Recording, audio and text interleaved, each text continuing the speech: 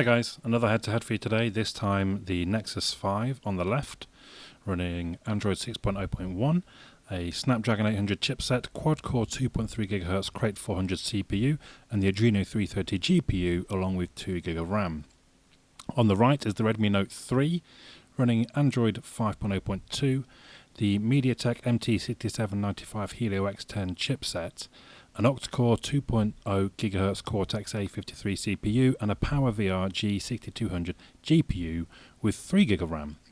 Now, interestingly, they're both roughly the same price now. If you were trying to buy a Nexus 5, even new, I've been looking on eBay, you're looking around 170, 180. I got the Redmi Note 3 for 180, so very similarly priced, even though the Nexus 5 is 2 years and a bit old now. So hopefully an interesting test. We'll start things off with my usual Angry Birds 2 opening test. And the Redmi Note 3 gets off to an early lead.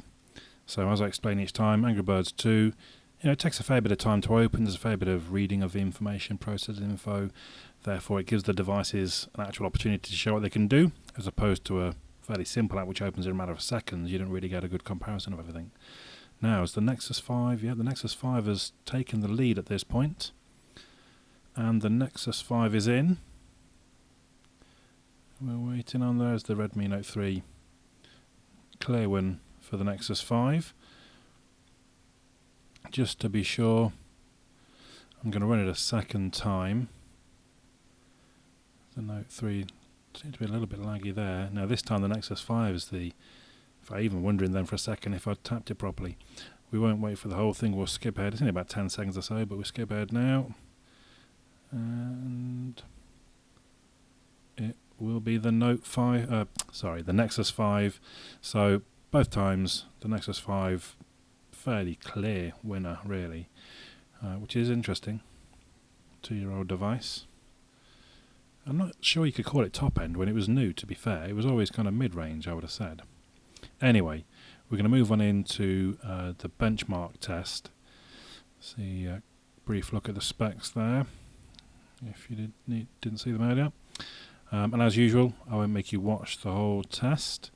We will skip ahead and we'll see that the Nexus 5 finishes first with a single core of about 900 and a multi-core of about 2900.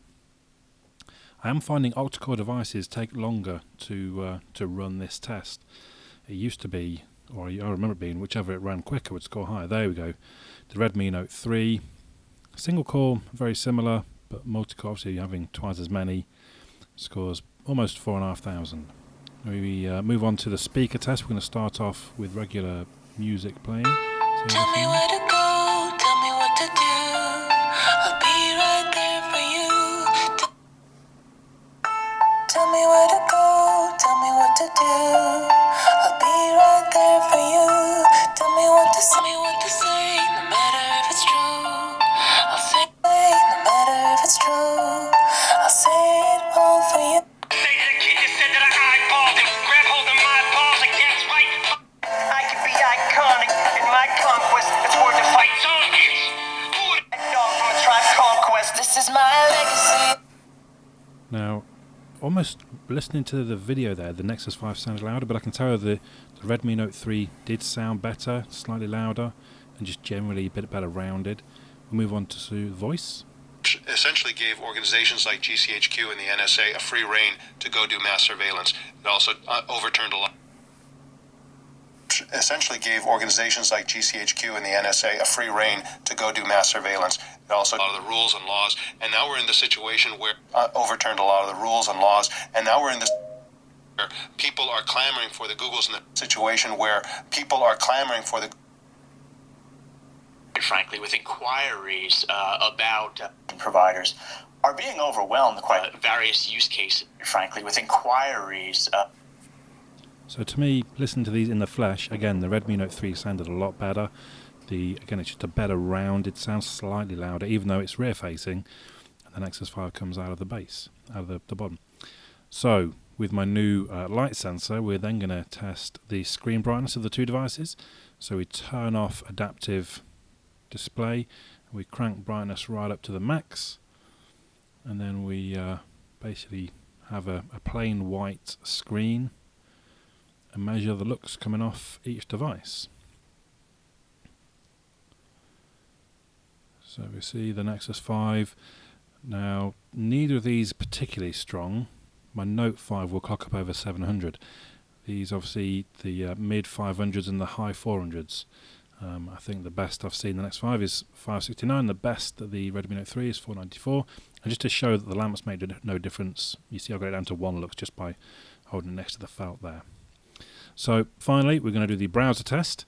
Now, someone pointed out very cleverly that actually they do pre-cache. So I've just turned pre-caching off. Then I've cleared browsing data. Now we're going to go back and start the test as usual. Trying to tap them both at the same time. The Nexus 5 quite easily winning that one. A lot quicker, almost like the Redmi sort of choked up trying to get that initial connection. So we're going to move on to the second website, NFL.com. Oh, just the Nexus 5. Yeah, that one a lot closer. There was no initial choke by the Xiaomi device. You can see they both scroll pretty smoothly. Both screens look quite good. We're going to go to the last website, being theverge.com. Although you would argue that the Nexus 5 has already won by this point, but ooh, very close. Slightly, I was going to say slightly the Nexus 5, but the Redmi Note 3 actually has kind of come through. I don't know if you would call that one a draw. As I say, in some ways it doesn't particularly matter because the Nexus 5 won the browser. So both devices under £200 if you wanted to buy them now, new. Nexus, well, actually both quite tricky to get hold of. You're probably going to go to eBay for either of them. And there you go. I'll leave you. You've seen the results. Let me know your thoughts in the comments down below. My name's Andy. I'll catch you all again soon.